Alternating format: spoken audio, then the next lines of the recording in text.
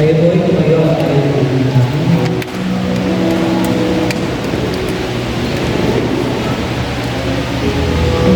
Manaming Diyos, mga kapatid sa lahat, patuloy ka namin, pasalamatan ng Lord. Panginoon, salamat po sa bagong ito na ating po kami dito sa bahay ng bahay ng Panginoon. Salamat Panginoon sa pag-iingat sa bawat isa o Lord. Salamat Panginoon, ikaw mag-iingat sa bawat isa o Lord na nawa makalapit po ang mga kasama ko ng mga parito. Gabayan niyo po sila o Lord. Salamat Panginoon sa music ministry o Lord. Ibig ko at awit ako sa iyo o Lord. Kasi Panginoon, Pastor Panginoon, magpapahayag ng iyo sa ita. Laman Panginoon, ito mga asa o Lord sa bawat alaala o Panginoon.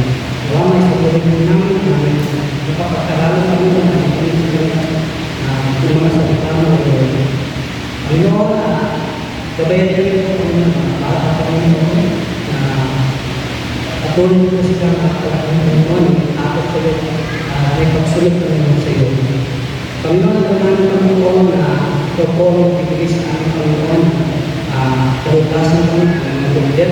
Ang namin Panginoon, may mga talayas, kami sa aming mga kapatid po, ikaw po ang magpapakalan nito. Maraming salamat po, nagpapasama po namin sa Panginoon Jesus. Amen.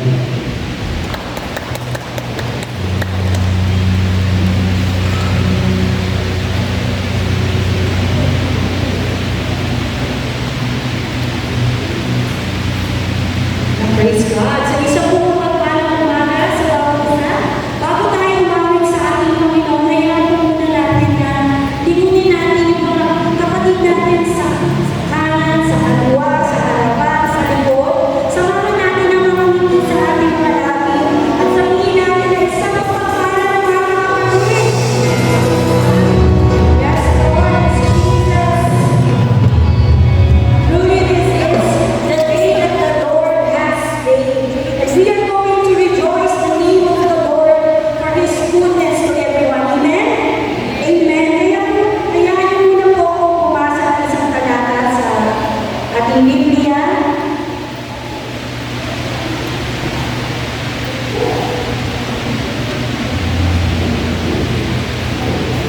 Yes, Lord. Ito po yung mga talata sa 1 Chronicles, chapter 16, verses 23 to 24. Sabi po dito, sing to the Lord, all the earth, proclaim His salvation day after day, declare His glory among the nations, His marvelous deeds among all people. Amen?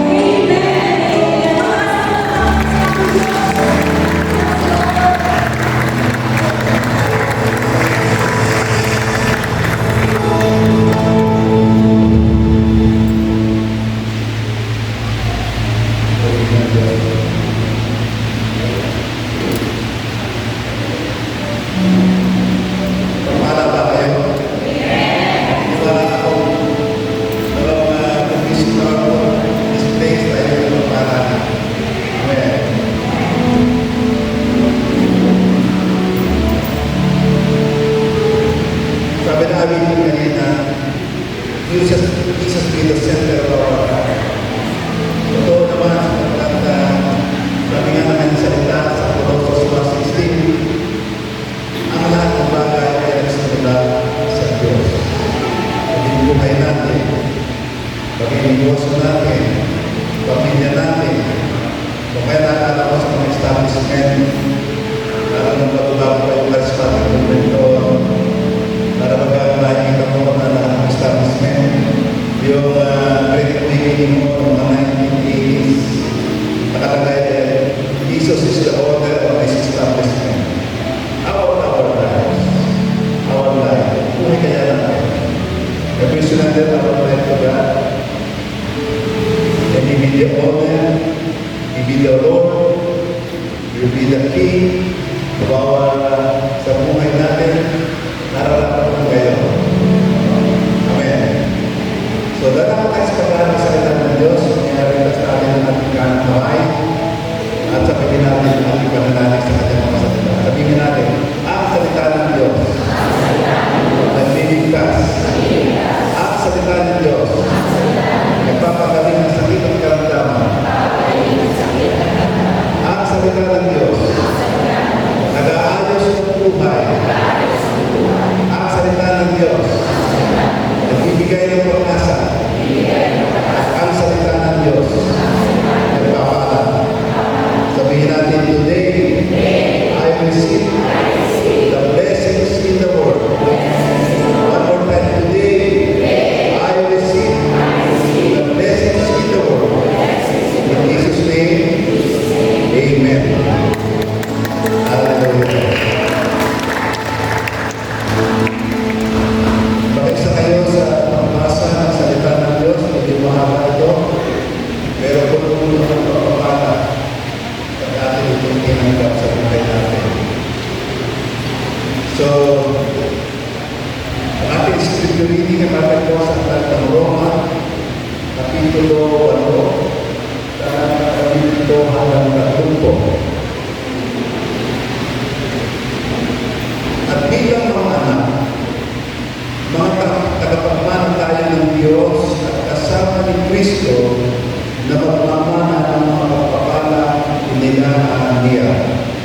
Sapagkat kung makikinis tayo kagaya ni Kristo noon, darating ang araw na pararangalan din tayo kasama niya. Para sa akin, hindi ang mga paghihirap sa buhay na ito ay hindi maihahambing sa napakagandang kalagayan na papapas akin balang araw na hindi. Maging ang buong nilikha ay sabik na naghihintay ay hayag ng Diyos ang mga anak niya. 20. Sapagkat ang lahat ng nilikha ng Diyos ay hindi nakaabot sa layunin para sa kanila. Nangyari ito dahil sa gusto nila, kundi dahil ito ang gusto ng Diyos. Pero may pag-asa pa. 21. Dahil palayain niya ang buong nilikha mula sa kabuluhan ng mga ibig dito at makakasama rin sa napakagandang kalagayan ng mga anak ng Diyos. 22. Alam natin na hanggang ngayon, ang buong nilikha ay naghihirap at dumarating tulad ng isang babae ng mga anak. 23. At hindi naman ang buong nilikha, kundi pati tayo ang tumanggap ng banal na Espiritu na siya punong kaloob ng Diyos ay dumarating din habang naghihintay tayo na matubos ang ating mga tawang at mahaya ang ganap na tayo natin bilang anak ng Diyos. 24. Ligtas na tayo at naghihintay na lang na maging ganap ang kaligtasan ito. Umaasa tayo dahil wala pa ang nakasahan natin. Aasa pa ba tayo kung marihan na ang ating nakasahan? 25. Pero kung ang inaasahan natin wala pa, maghintay tayo ng may pagpagyaga. 26. Tutulungan tayo ng banal na Espiritu sa katinaan natin. Hindi natin alam kung anong dapat natin panalangin. Kaya ang Espiritu na rin ang mamamagitan sa atin sa pamamagitan ng daig ano mang nais sabihin ng banal na Espiritu ay alam ng Diyos na siyang sumisiyasat sa puso ng mga tao sapagkat makakita ang banal na Espiritu para sa mga mananampalataya kung ano ang ayon sa kalooban ng Diyos.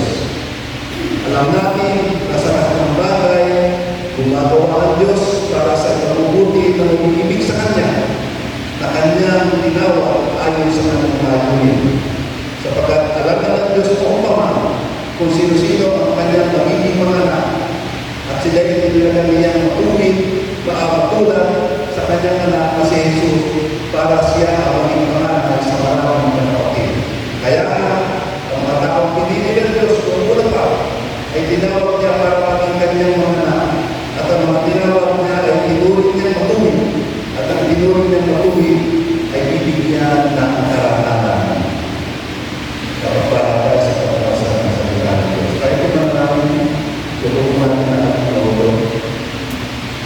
Panginoon, tinig mo kami sa umagang ito, sa pagbagang ito, para tumaguna ng pagpapala, walang ibang hindi ang mensahe mula sa iyo. Hinihiling mo po na bawat isa ay magkaroon ng bukas na puso, nakikinig ng iyong mga salita at katuruan. Hinihiling ko talaga Espiritu na ikaw mo sa aking mga salita. Ilalag mo sa aking mga labi at bitawag ko ang sa pag-usap ayon sa iyong kalooban. Wala po akong magagawa ang kalooban. Kaya hinihiling ko aming mga sa tulong ng Espiritu na higit sa aking kapamanda sa paksang aming pag-uusapan sa pagkila ito, Lord. Pagpapala at pagpapali ng pagkiliwanan. Kayo po ang gagawin sa aking pag-aaral at pagkakaloon ng karunungan sa aking at sa mga kapatid ko na maganda ang pamuhay at ang pagtutulong sa amalang ito. Sa ngalan ng mga anak at ng Diyos Espiritu Santo at ang pagsasabi namin. Amen. Pagpapala po tayo lahat. Pwede bang pakanya natin ang ating katabi bago tayo po. Sabihin natin ang araw na ito ay araw ng Panginoon. Purihin ang Diyos. Purihin ang Panginoon. Muli magandang sa lahat. So, bagong venue ng ating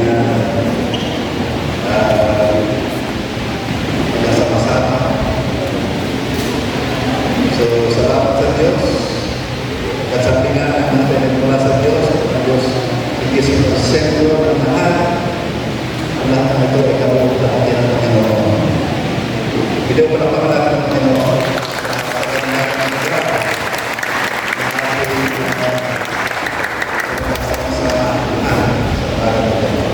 Tuloy na ito. Ang pag-aaral natin nahango sa aklat ng Roma. Alam niyo ang aklat ng Roma ay may labing-anim na chapter ito. At itong chapter 8 ang may pinakamahabang talata.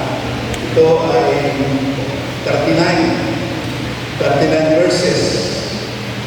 At sa Romans 8 ito ay napakahalagang malaman natin sa kapatid ng mapaloob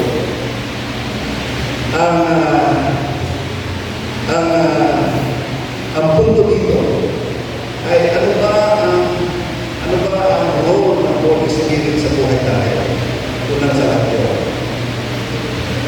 At sa chapter 8 na ito ay mapansin natin simula ito sa verse 1. Ito po ay extension ng ating pag-aaral na ako'y tuloy tumayo.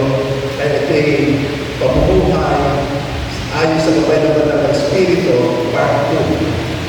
Hindi nga kaya tapusin natin ang verse 39. Pero habang ako ay nagbibigay, ay pinababalik ako ng Holy Spirit dito sapagkat bitin yung unang verse, from verse 1 to 17 na aking itinuro noon.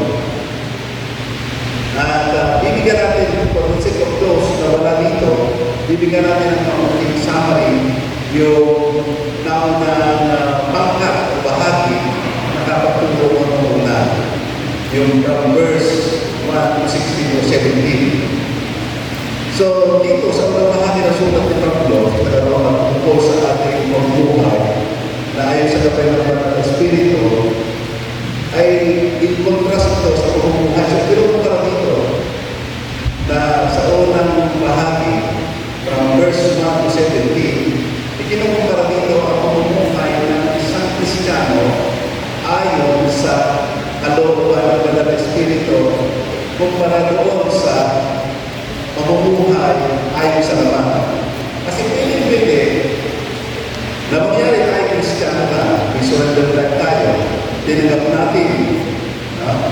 natin si Jesus Cristo bilang sariling Diyos, Panginoon ng ating buhay, at hari ng ating buhay. Pero sino na po sunod?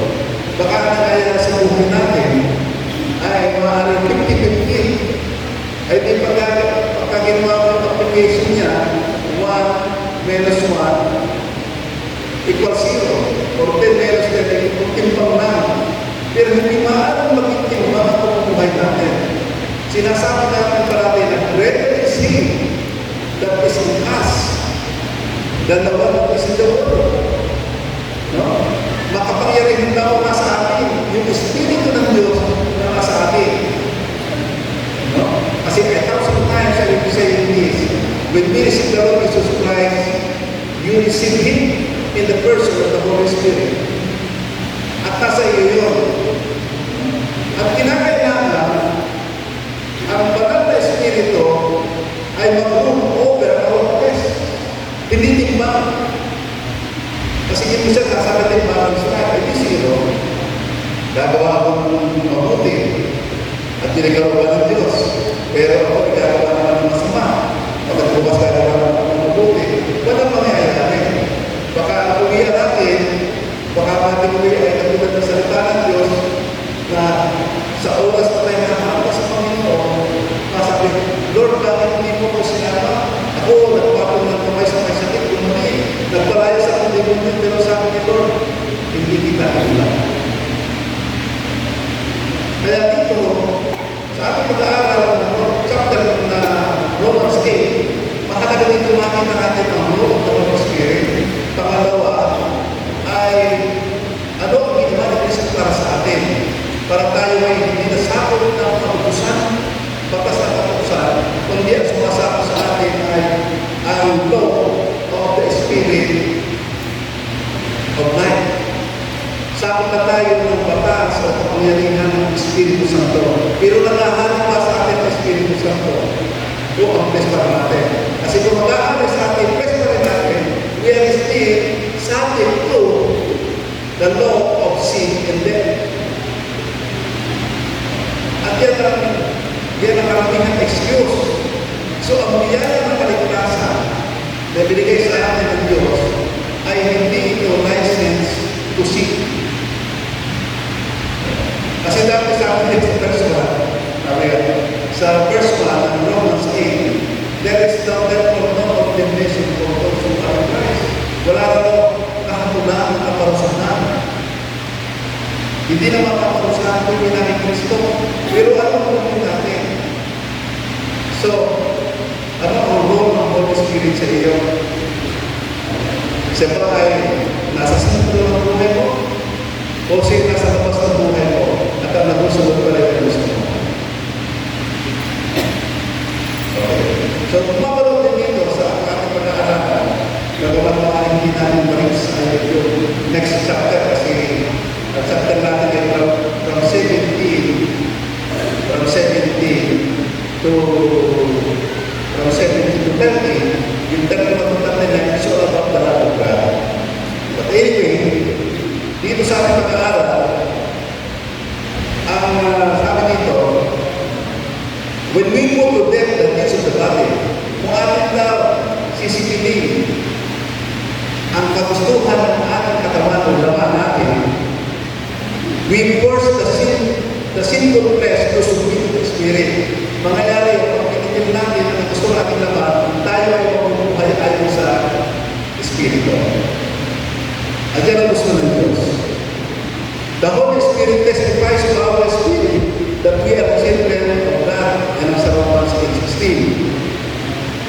Napapalot din dito ang tuloy na nabanggit ko kanina na wala nakahatulang na anak ng tao tayo na Kristo.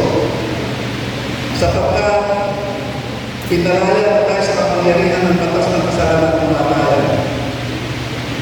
So, ang law of the Spirit of life in Christ Jesus has made us free from the law of sin and death. Kaya pa sa ating pag-aaral sa malang ito, magsisimula tayo sa 17 bilang pagpatuloy. Yang mahal sa atin ang Panginoon Kristo at siya hari ng ating buhay. So, ang Holy Spirit sumasa atin. Ngayon, sa verse 17, sinasabi dito na mayroon tayong obligasyon, mayroon tayong pananagutan. Mayroong benefits and kumuha sa kapaligiran ng verse 17. Number 1, mga pagpapala at pananagutan bilang anak ng Diyos. Sabi sa verse 17 ay ganito, at bilang mga anak, mga tagapagmana tayo ng Diyos at kasama ni Kristo na magmamana ng mga pagpapala at nilanin. Sapagkat kung magiging tayo kasama ni Kristo noon, darating ang araw para din tayo kasama niya. So, mayroong pagpapala, mayroong benefits, bilang anak ng Diyos. Ano yung mas palagay yung mga benefits na ating nalalaman yung mga pagpapala na binigay ng Diyos sa atin? So, mayroong pagpapala, mayroon din tayo obligasyon. May benefits and may obligation. What are those benefits na binibigay dito? Sa Roma 17.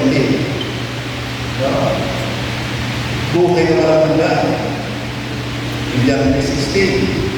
Tayo na naman tayo sa kanya at tinungan tayo na buhay na malatandaan.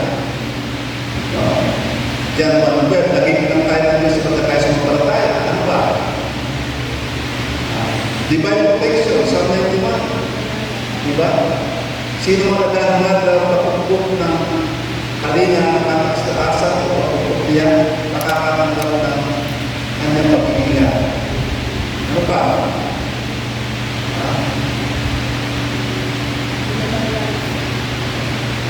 Kapayapaan na hindi kaya ibigay ng mundo. Nung tayo ay mayroong ugnayan kay Kristo, hindi ba tayo ay nagkaroon ng kapayapaan? Ang kapayapaan ay ibigay ng mundo, sandali lang. Nung kaya sa mundo ba, pag nasa club, o nasa sa okasyon, saan tayo, mamaya, talong na mamaya, natasing na, talo na. Pero ang kapayapaan ang binibigay sa atin ng Diyos ay kakibasa at sa John 4:27. Lakas, kalakasan sa mga pagpasuko. Diba? Kaya natin ang magtagpayan. Diba? Sapagkat the power of God ay mas malakas in our weakness kasi lalapit tayo sa Kanya. Ano ba? Karunungan. Sa Santiago 1:5. Kung tayo nunang ng karunungan, humingi tayo ng karunungan sa Kanya.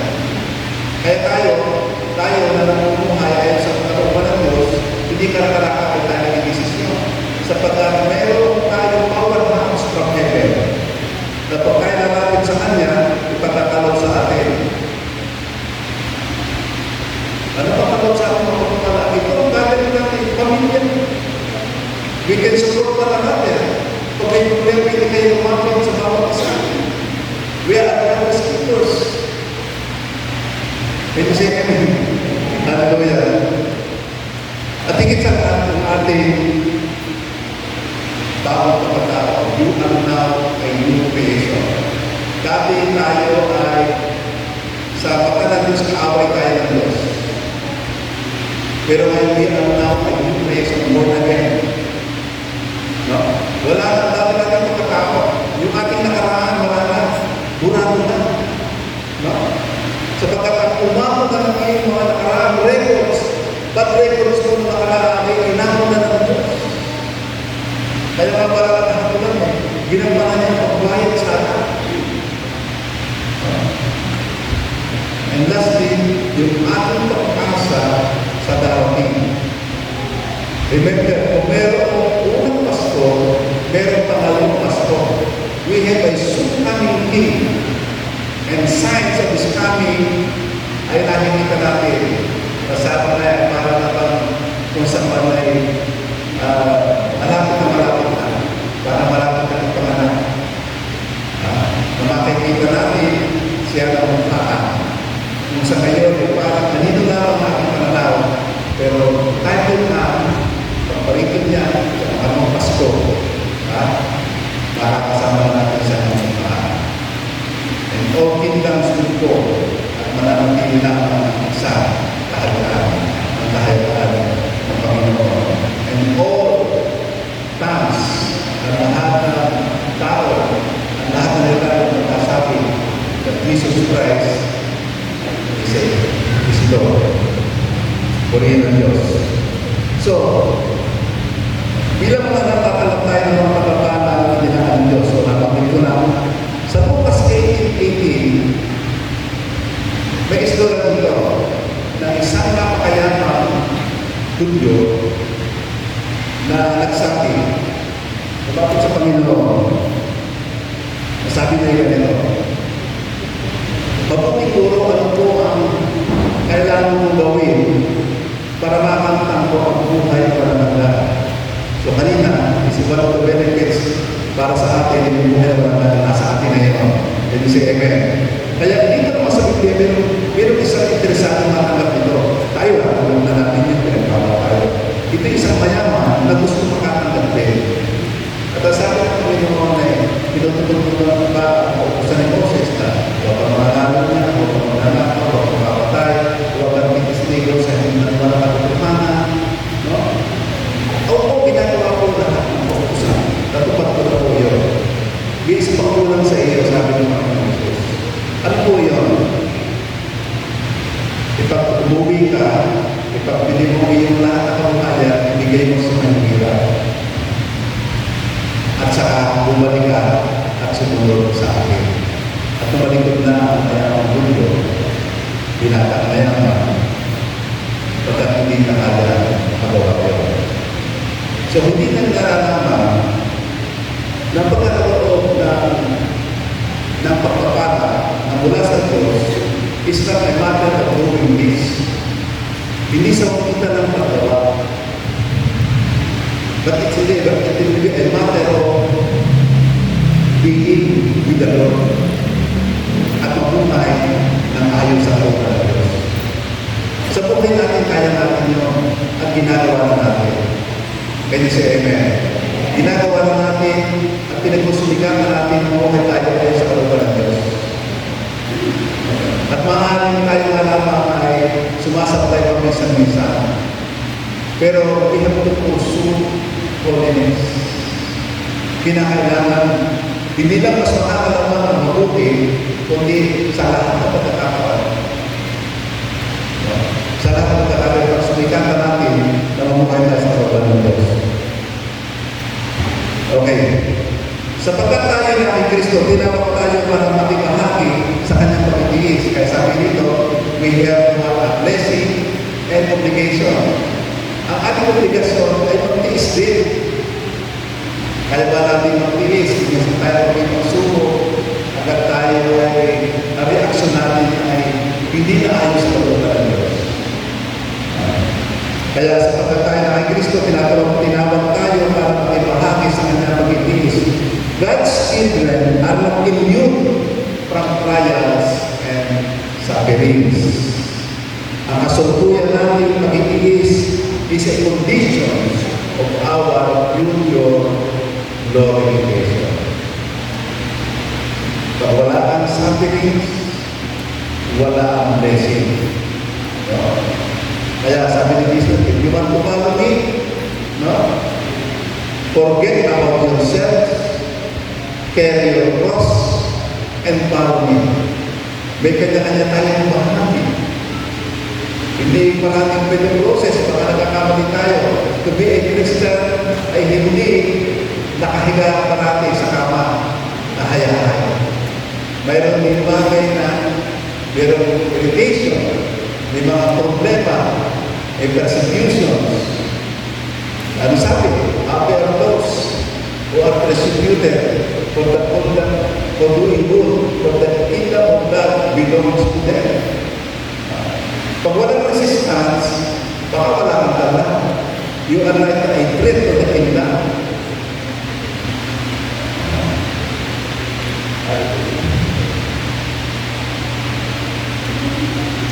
Verse 18. Ang pumumuhay natin sa gabay ng ng Espiritu, make us able to understand and endure suffering. Sabi sa 18, para sa akin, ang mga paghihirap sa buhay na ito ay hindi mahihahambi sa napakagandang kalagayan na tawag sa ating balang araw. So, hindi naman ignorante si San Pablo sa kanyang sulat o sinabi niya na mayroong suffering at dinaranas na lahat ng mga kapatayan. Pero nakikita niya ang lahat ng ito ay panandayan lamang. Kung tayo may pagsubok in trials or sufferings, tandaan natin, lahat ng iyan ay panandayan lamang. At hindi may papatayan lahat ng ito sa kaluwalhatian ng parating pagkatapos ng sandaling pagtitiis. We have to pass that test. Lahat tayo. Pero bakit ito ba sa akin rin? Walang trials. Habang tayo na sa mundo pang ito, nakatungtong pa tayo sa lupa, hindi pa nakakatampaan natin. Sigurado yan. Ano sabi nito? Sinabi niya yan. In this world, there are trials and tribulation. But we can endure the trials and tribulation because God is with us. Can you say amen? We are inspired by the promise of God that someday, meron total redemption, may talagang matumbusan ng gagawin para sa inyo. Magtiis lamang kayo. Okay, hallelujah. Sa 19, so number 2 natin natin, 19 to 22, ang buong nilikha ay naghihintay at nananamig. All creations ay naghihintay at nananamig na matubos sa kasalukuyang kabuluhan. At makakasama rin ang mga anak ng Diyos sa magandang kalagayan. Kaya naman masinting paghihintay ng buong nilikha na mahaya ang mga anak ng Diyos. What is happening today to our environment?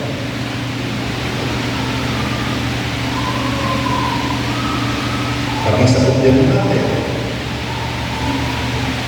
maging sa mga tao.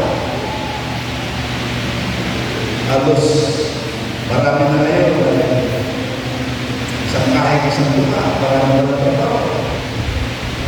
People are us. Sa mga bagay na may buhay, things like plants and animals. They were massacred. Kaya kung isa naalala ko yung kahinap na ng future glory. Kasi may picture dito Kung tayo na dumarating, tayo man, dahil tayo, at lahat ng creation, lahat ng may mukha, mga ibon, mga hayop, mga isda, mga halaman, how people manage these things. Lahat ng kapamahalan din binigay sa atin. Ay marami ng pag-asa. Bakit na ba kayo tatawag sa Batangas na tinatawag ng taong puso? At sinabi ng pag-asa sa Batangas, tinatawag ng pag-asa ng tinatawag ni Karin natin ay para pang dalawa sa iyo. Pag hindi masino sa ating sa Batangas, pag-asa at sigurado magpupuso. Ewan ko kung naisip ko ito sa inyo. Ako'y doon sa aming supplier sa ruta sa Bisor, may kaibigan akong Chinese store na pumunta sa ating pangalitingin. Ay meron isang crop sa Quezon ng Batangas. At siya ay meron yung meron na nabatista ng karagan. ay nahili ako. Umorder ako sa kanya. Kung dumating sa akin, nasa akin hanggang ngayon eh. Sa akin ba? Hindi ko pa nagagamit. Ay balik sa iyo. Nung matulungan niya ako, pati paggamit ng balonista, kasi ito yung bulatan ito po sa Magallanes. Kasi meron doon malaking sawahan. Hindi pa nakauwi. Ang intention ko sa at saka sa ibon. Pero ay ba po kung what happened, kung ano nangyari sa buhay ko, na hindi ko magamit ngayon. Sapagkat, para makalala ko, kung babarinig ko ng ibon, niligharin ng gusto ng awit niya eh. Pag nalulungkot ka, di ba nasa parang ka, nasa bulan ko, nasa Magallanes, nasa parang ka, matutuwa ka sa buhay ng ibon. Ay kung babarinig mo, para ba pinampalasan ko kung nila ng Diyos. Kaya, pramingin sa buong kantura ng puso ko, may pagpapapa talaga na kaya sa akin. Parang hindi ko na kaya bumalik tayo ng tayo. Bagamat maaari natin kakainin.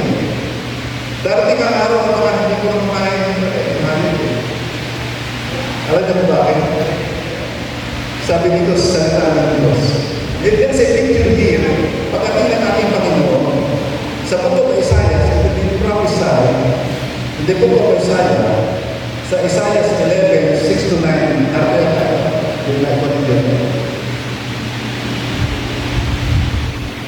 Isaiah 11, 6-9, this is a picture na mangyayari pagka tayo ay natubos na yung ating paghihirap na ito ay hinamon ng Diyos, pumarito na siya, ito nga na magiging katawa.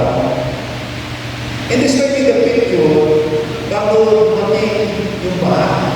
Kasi tinanyo, lahat ng hayop o sinama, hinulin ito o hindi naman sa sinama. Narinig natin. Okay.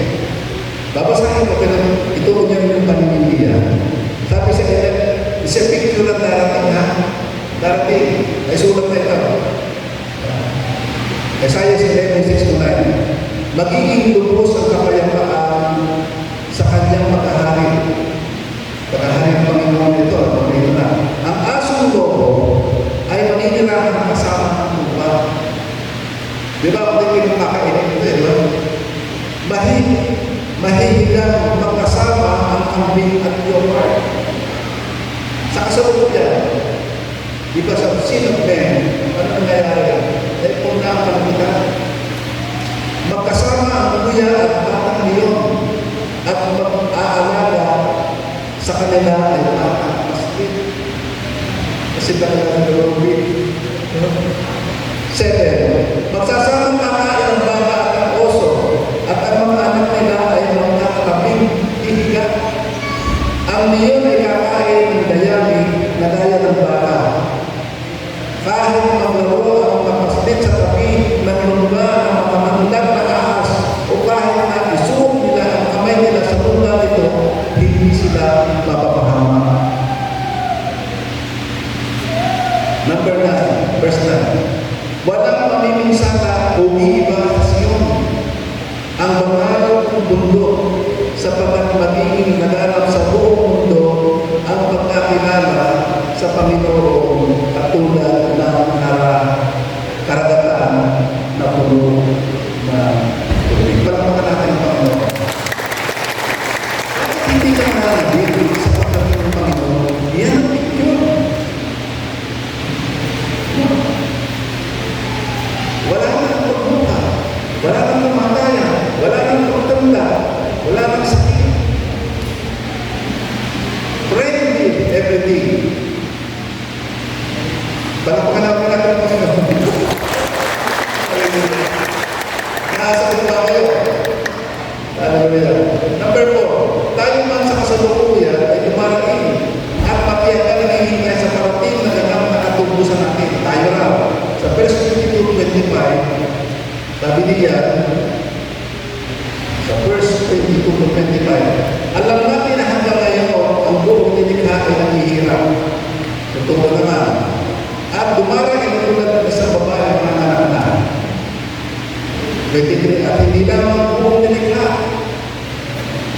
Kundi pati tayo mga tumanggap na banal na Espiritu na siya unang kaloob ng Diyos ay dumarating din habang naghihintay tayo na matubos ang ating mga katawan at mahayag ang ganap na tayo natin bilang mga anak ng Diyos.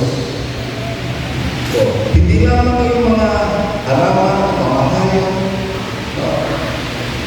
ang naging hirap. Pati tayo na we have already tested the initial glory because we received the Holy Spirit. Something within us make us conqueror. Made us conqueror. Meron patingin sa atin. Pero tayo man ay kumarain. Sabi sa atin sa Biblia ko, ay pumunta na namin dito. Ligtas na tayo at nanihintay na lamang na maging ganap ang kaligtasan nito. Umaasa tayo dahil wala pa ang inaasahan natin. Aasa pa ba tayo kung narariyan na ang inaasahan natin, ang ating inaasahan? Pero kung ang inaasahan natin wala pa, maghintay tayo na tayo pa ikakat. So, tiis-tiis na. Can you say amen? So, dito. Tinutuwa tayo, yan ang ating bahagi kay Christ. Siya nga, tiis, grabe. Ito atin, atitingnan ito. So, ito, ang mga nakatanggap na ng banal na Espiritu at nakaranas ng tao ng kaluwalhatian ay dumarating din. Sa Roma 8:5 ay sinabi, at ang Espiritu na tinanggap niyo ay hindi kayo pinapagalimin para muling matakot. Sa halip, ginawa kayo mga anak ng Diyos. Ngayon, sa pamagitan ng banal na Espiritu, natatawag na ninyong Ama ang Diyos. Yan ang nakahanap natin. Bagamat tayo nag-i-experience naman tayo, Ama, maratawagan. So it's the matter of how to communicate to God. At kanina napanggit ko ang pagpapaka. Pag tayo kumatok sa kanya, bubuksan naman tayo. No? Kaya, bagamat talaga may magkitiis, pero meron ka na sumusunod eh. Tapos na tayo eh. Ano pong bagay? Sabi sa pagpapalakad ko, sabi sa Romans 8:32 ganito, kung nagawa ang pagkaloob ng ating Ama sa langit ang kanyang anak na si Jesus para mamatay sa krus ng Kalbaryo, mayroon pa mga bagay na hindi kaya ipagkaloob ng Diyos. Kaya hindi ko pagkitiis tayo, alam niya na. Pero ang lahat ng solusyon, meron tayong solution maker.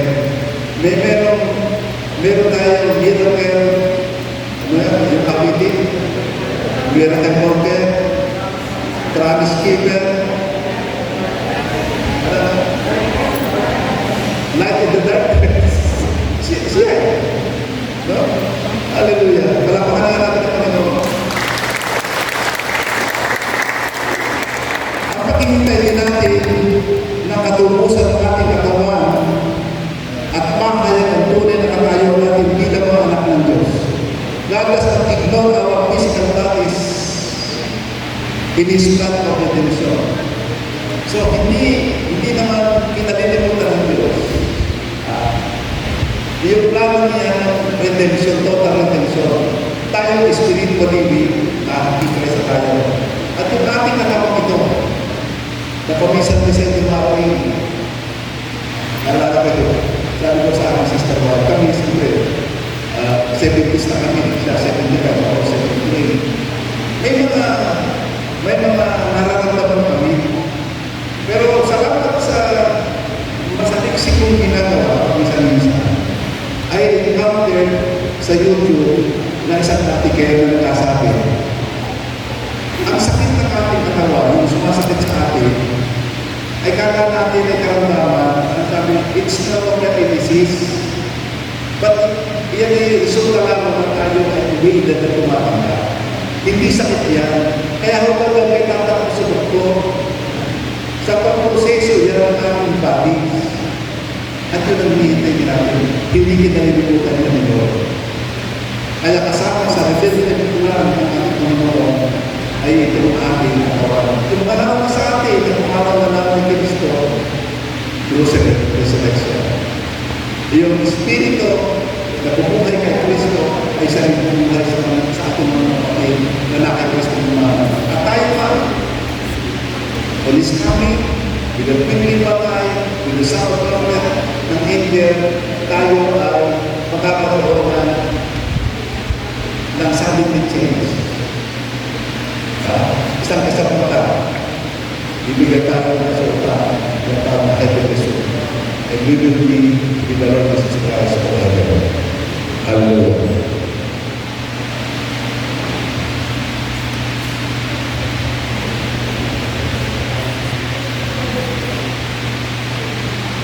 So bagaman sa ating pananaw ay malayo pa ang dalang katubusan natin, pero umaasa tayo at matyaga naghihintay na ito'y magaganap pagkat buo ang tiwala natin sa kanyang salita at pangako. Again, Jeremiah 1:5 sa ating Lord, ako'y nakamasid gabing araw ng aking mga sinabi ay matutupad. Jeremiah 1:5. So lahat ng sinabi ng ating Panginoon, o revealed word of God, na binabasa natin sa Biblia, lahat ng iyan ay magaganap. Can you say amen? Number 5, nakahanda ang tulong ng Diyos sa pamamagitan ng Banal na Espiritu. Basahin natin ang text, kung Roman text 26-27. Tutulungan tayo ng Banal na Espiritu sa kahinaan natin. Hindi natin alam kung ano ang dapat natin ipanalangin. Kaya ang Espiritu na rin ang mamamagitan sa atin sa mamamagitan ng mga daing na hindi natin kaya sabihin. Nalalagay ko. At ang anumang naisabihin ng Banal na Espiritu ay alam ng Diyos na siyang sumisiyasat sa puso ng mga tao, sapagkat namamagitan ang Banal na Espiritu para sa mga mananampalataya kung ano ang ayon sa kalooban ng Diyos. So yan ang isang biyaya natin. Namamagitan sa atin ang Banal na Espiritu. May problema tayo sa atin ang problema, hindi nga tayo kaparananin. Hindi natin alam. Kasi nag-aamon ba ako na parang gusto mo sisihin ng Diyos sa laki ng problema ko. Pero hindi. Meron tayo tagapamagitan yung Banal na Espiritu. Sa literal sa Word of God in 1 John 1 verse 2, 1-2, we have an advocate to the Father. So that is the Lord Jesus Christ. Sina-advocate, attorney. And then the person of the Holy Spirit dwells in us and is our advocate to the Father. May mga pagkakataon tayo na hindi natin kaya sabihin ng hiling natin. Napapatayin na lang tayo. Okay. Sa pagkakataon na lang ng ating kahinaan, hindi natin alam kung paano mananalangin na mamagitan sa atin sa Diyos ang Banal na Espiritu. Sa pamagitan ng daing na hindi natin kaya sabihin, ang tulong na ito mula sa Banal na Espiritu ay kasali ang tinatawag na panalangin sa wika, sa ibang wika. O in English, it can be called praying with the spiritual gift of tongues. Nung panahon po ng charismatic movement, yung second wave noon, 1980s, pero actually 1967 na simula ito sa Social Spirit. Na maging Catholic Church sa inapasok na what we call this conversion. Yung Malapit na Spirit Seminar. At noong panahon yung kami dito, noong wala sa charismatic movement pa, grabe ang procession. Hindi na naman marunong manalangin. So we pray in heavenly language. Ito wika. Na hindi namin alam yun. Tingnan natin sila sabi ng salita ng Diyos. 1 Corinthians 14, para makaluhaan ninyo. 1 Corinthians 14. Yan. Kasi, punta natin ito ay one of the fruits of the Holy Spirit, nasa iba ng Espiritu, isang bunga nito ay to pray in heavenly language. spiritual gift yan. 1 Corinthians 14:2. Ang taong nasalita sa itong wika na hindi niya natutunan ay nakikipag-usap hindi sa tao, kundi sa Diyos. Dahil wala namang nakakaunawa sa Kanya. Okay? Nagkasalita siya ng mga hiwaga sa tulong ng Banal na Espiritu. So, yun daw. Kaya pag biro nakikita po kayo, it's okay. It's also okay na to pray in the language because it's a gift. No? There are 9 gifts of the Holy Spirit. Isa ito. At meron din naman nakakapag-interpret ito. Pero ito yung sinasabi, nakipray ka, pero hindi niya alam. 1 Corinthians 14:15. Tingnan niyo. Kung nananalangin ako sa ibang wika na hindi ko natutunan, nananalangin ang aking espiritu. Ngunit hindi naman naiintindihan ang aking isipan. Mag-isip din niya lang yun. 15. Kung ganoon, anong dapat kong gawin? Mananalangin ako at aawin sa pamamagitan ng aking espiritu kahit hindi ko ito naiintindihan. At mananalangin din ako at aawin sa parang naiintindihan ng aking isipan. So in short, personal ito for self-edification. Pero in public, pag binasa natin yung chapter 14, walang pakinata kung ako'y, halimbawa dito, imbis na ako'y everyday language, wala yung pakinata sapagkat hindi ko alam. Yung panalangin ng ang gifts of the gift of tongues, spiritual nito, ay for self-edification. Ikaw at ang Diyos. Ngayon, kung mananalangin ako, at meron naman dito, meron gift, how to interpret my prayer, pwede yun. Pero wala naman eh. Pero, ang pamilya nito, this is for self-edification. Ako, bago kumayo, I pray in tongues.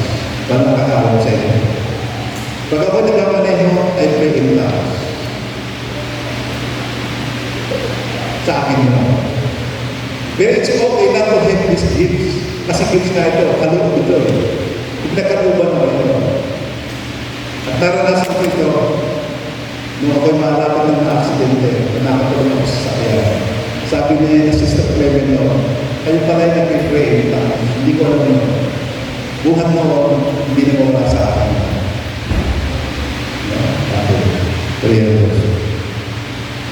So the Holy Spirit's help, ito tulong naman ng Espiritu. The Holy Spirit's help in intercession is perfect because He searches the hearts of those whom He helps.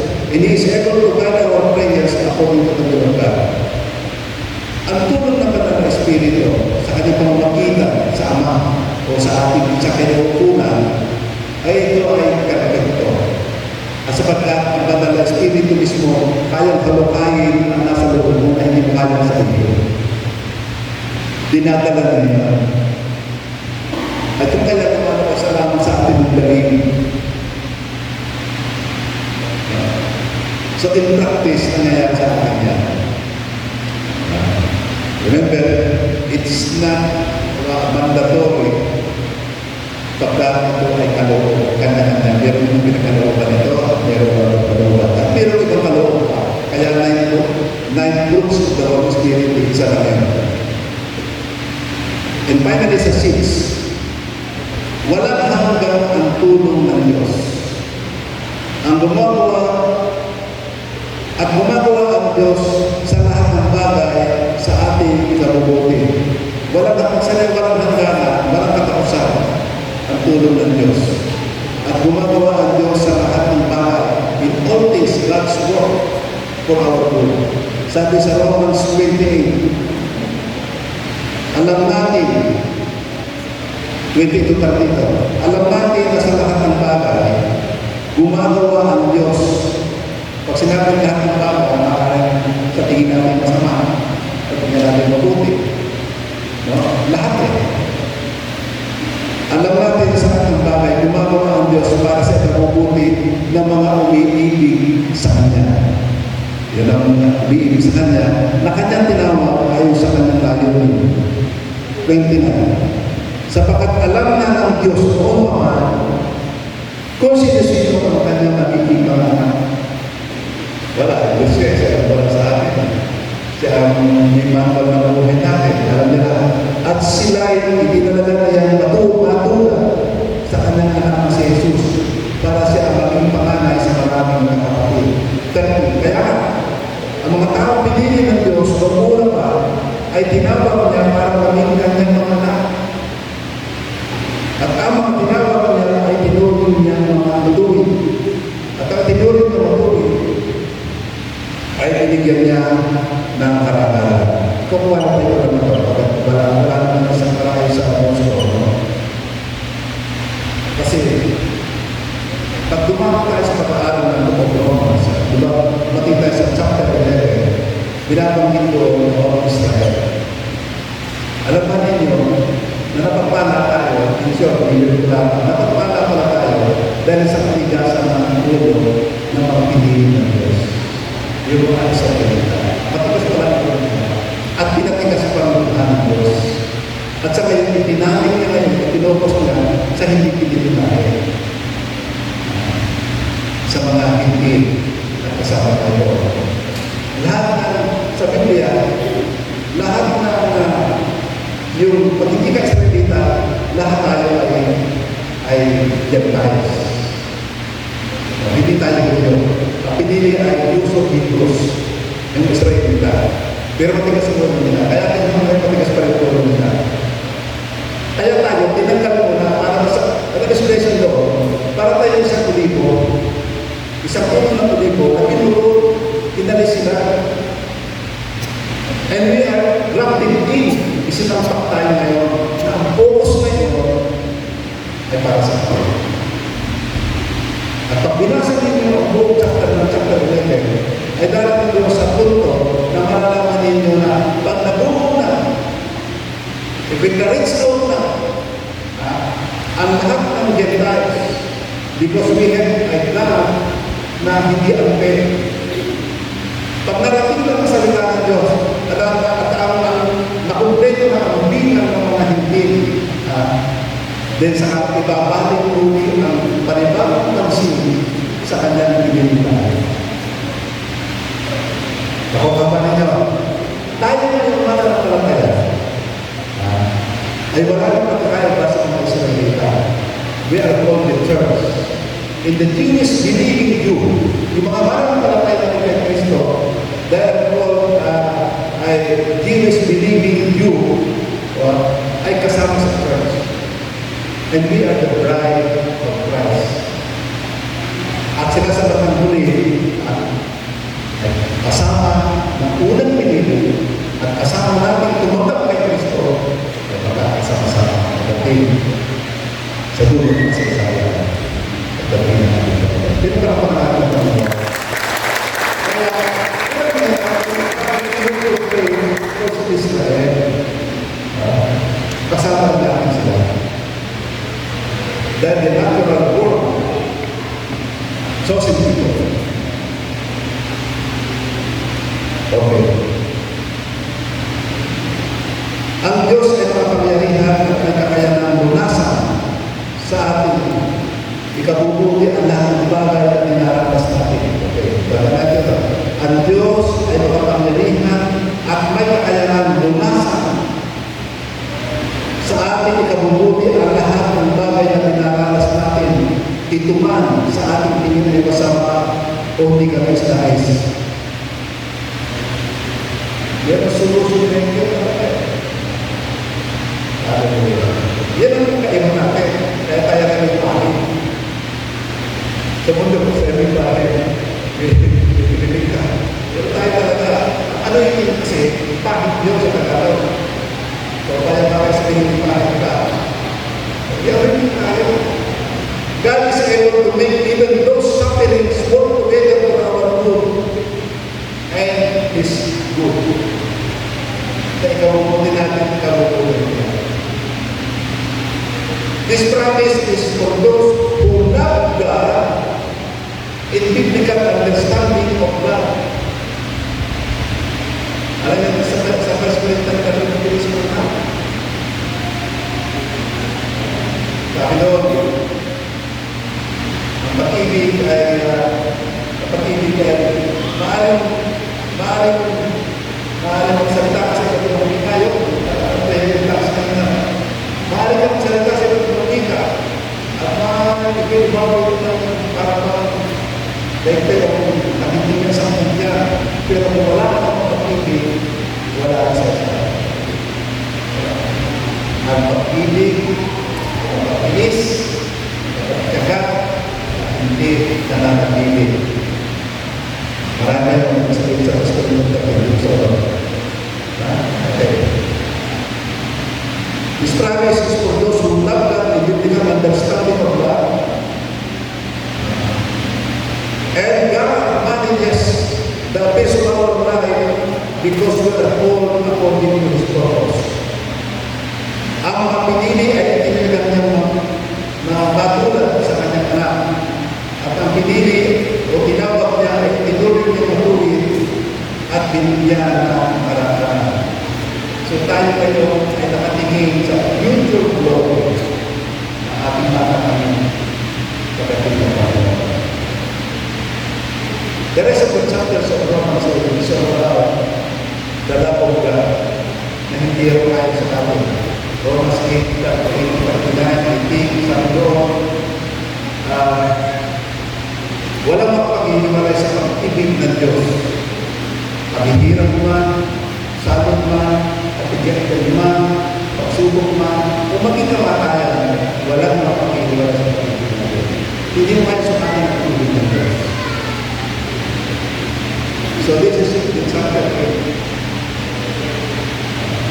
Pinakikita sa atin doon ang role ng Holy Spirit. Kaya susundin mo ang gusto ng Holy Spirit doon. Hindi mo titimbangin na gagawa ka ng okay ito, at may hindi ulit para sa buhay. Narinig mo pa sa parang sa buhay. No.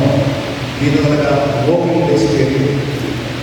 Ibig sabihin, sobrang lamang ng pamumuhay sa Espiritu. At hindi na pagsundisip lang siguro. At yun ang natin isod ka, hindi ka nagagawa sa Panginoon. Yeah. Kasi hindi ba, yung conviction eh. Ang isang kawalan ng Banal ng Espiritu is to convict us sa kamalian at tutulong sa atin kung mali ang ginagawa mo o yan ang tawag ng conviction. And the Holy Spirit guides us. Then, alam natin na there is no condemnation for those who are in Christ. Pero natin aksayin, again ako hindi license to sin, na binayaran ng Jesus Christ sa kasalanan mo. We have an obligation to do. Thirdly, kung bakit kalilimutan na paminsan-minsan we mess up, hindi wala ko Lord, but hindi maaaring mawala ang pag-ibig ng Diyos. Pag-ibig ng Diyos ay mataas, hindi mo kaya ulitin. Malawak, hindi mo kaya sukatin. Malalim, hindi mo kaya sisirin. Kaya ang pag-ibig ng Diyos. Can you say amen? Hallelujah. Tuwing ng Diyos, tayo po tayo. Hallelujah. Tuwing ng Diyos. Ang mapapamahal sa kapangyarihan ng Banal na Espiritu na nasa ating buhay. Alam namin ang mga gawa na ang buong naninig pa sa ating hinihinig at pinapakalaman. Tulungan mo kami na ang napakalaman ay masito na po. Naging Banal na Espiritu at kaya naman ang mapapagod ko. Tulong ko sa buhay ng bawat isa. At itulong din namin para sa iba. In Jesus' name, amen. Tatawag tayo sa Panginoon.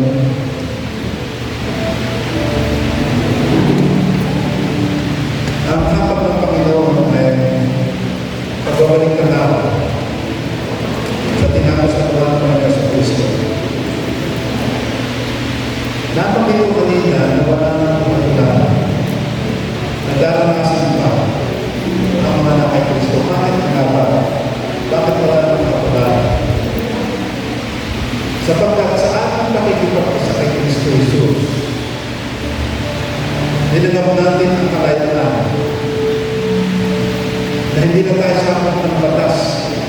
nagkasala ay kamatayan. Sapagkat si Kristo ay namatay para sa atin. At nanalig tayo na sa kanyang kamatayan, binayaran niya ang ating mga kasalanan. Nanalig din tayo na siya ay Diyos na Tuhan. So kaya, the third day, siya ay namuhay ng ulit. Bilang pagsiseryo na ang batas ng pagkusan ay tinipot na. At tayo sakot na ngayon ng bagong batas. Batas ng Espiritu at pagpapilitan. Can you say amen? Hallelujah. Ito po niya naman.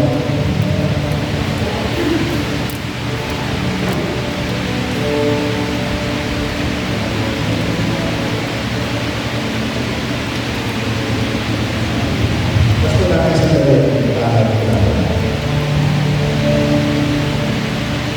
sinabi mo sa 1 Peter 2:24 na tumunggap ng mga sugat, tatay. Wala tayo ang katawan sa Kristo. Para ito sa ating pag-aaral. Kapatid, hindi na kapag-aaral sa buhay. Pero pag sakit, kung maaaring sakit, kung maaaring pero kung hindi na mapatawad, kung hindi na mapatawad, hindi ka nagtawad sa Diyos. Sapagkat napupusan ng Diyos ay we have to love with our enemies. And we have to pray for them, not to harm them. So baka sakali. So hindi tayo natawad sa Diyos at magpatawad din tayo sa mga sinatawad. At ang natin pinalalaman ang nakawalan.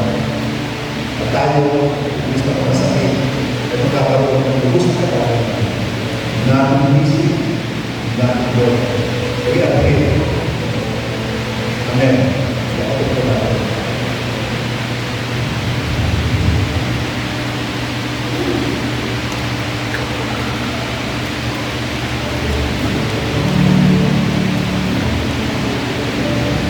Sabi ko na ako na sa mga ang dugo ni Kristo ay ang bagong kasunduan. Pinagtibay ng Diyos ang batas ng biyaya, ang batas ng Espiritu at buhay. Pinagtibay nito. Hindi na dugo ng hayop. Kaya sa lahat ng panahon darating, hanggang sa dumating siya, ang tanging mundo na tinanggap ng Diyos at tinatanggap mag-isa kayo at may visa na patuloy na nag-aalis na kasama ng isang puta ay walang iba kundi ang dugo ni Kristo na naging siguro sa ating kakapitulan. Sa pagkalam natin, ang hawak ng Panginoon ang pasok natin at kanyang gawin pagpabuhay kami na ay sa namin sa kanyang muling pagdating. O yun ang